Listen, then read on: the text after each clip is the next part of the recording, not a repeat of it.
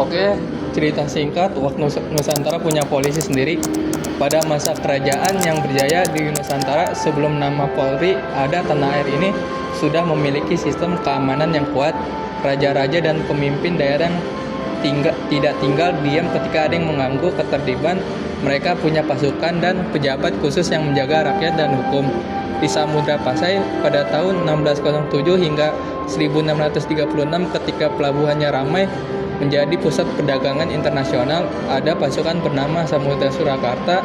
Mereka bukan hanya penjaga pantai dari serangan musuh seperti bangsa Portugis, tapi juga menjaga ketertiban di dalam kota dan menerapkan adat bangsa alam, aturan yang menggabungkan hukum agama dan kebiasaan lokal.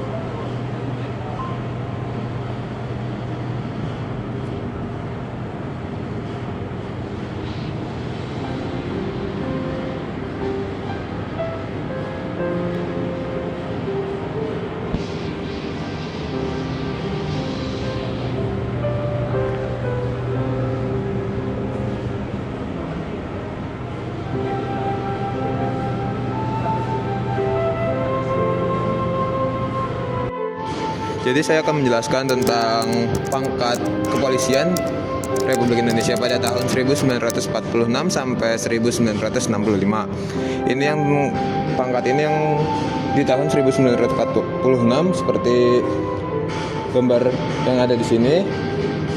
Terus berawal zaman sampai 1965 kepala kepolisian pangkatnya seperti ini. Bisa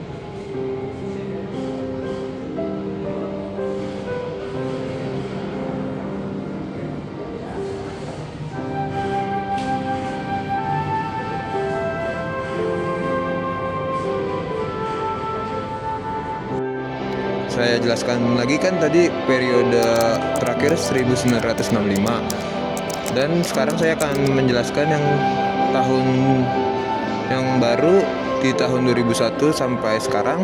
Pangkatnya itu ada Aibtu, Aibda, Bribka, Brigadir, Bribtu, Bribda, AKP, Ibtu, Ibda, dan terakhir ada Jenderal Kepolisian seperti ini.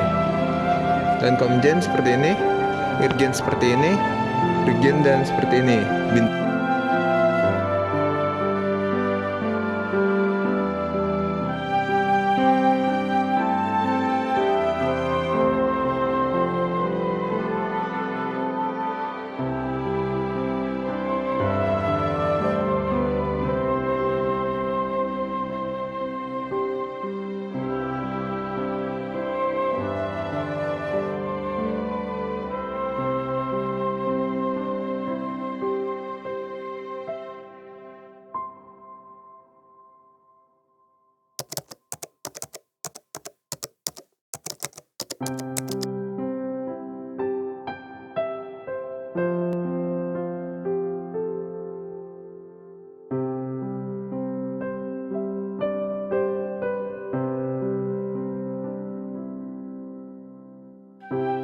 Apa itu teroris?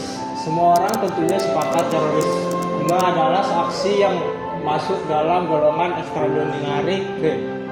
Istilah dari terorisme awalnya muncul pada tahun 1974 di Prancis. Kata yang dalam bahasa Prancis disebut la terror, Ini sebenarnya menggambarkan kekerasan yang dilakukan rezim yang berkuasa pada saat itu. Dan lama-lamaan makna terorisme mulai berkembang menurut European Convention on the Suspicion of Terrorism pada tahun 1977. Pengertiannya menjadi lebih luas. Dan di Indonesia teroris menjadi perhatian yang sangat penting sejak terjadinya peristiwa peledakan bom Bali dan bom di Hotel JW Marriott, Jakarta. Dalam peraturan tersebut disebutkan terorisme adalah perbuatan menggunakan kekerasan atau ancaman, kekerasan yang menimbulkan suasana teror atau secara meluas. Perbuatan ini dapat menimbulkan korban bersifat massal, kekerasan objek visual, lingkungan serta fasilitas publik. Tentunya kerugian dialami oleh banyak pihak dan masyarakat yang diakibatkan rasa tidak aman dan ketakutan.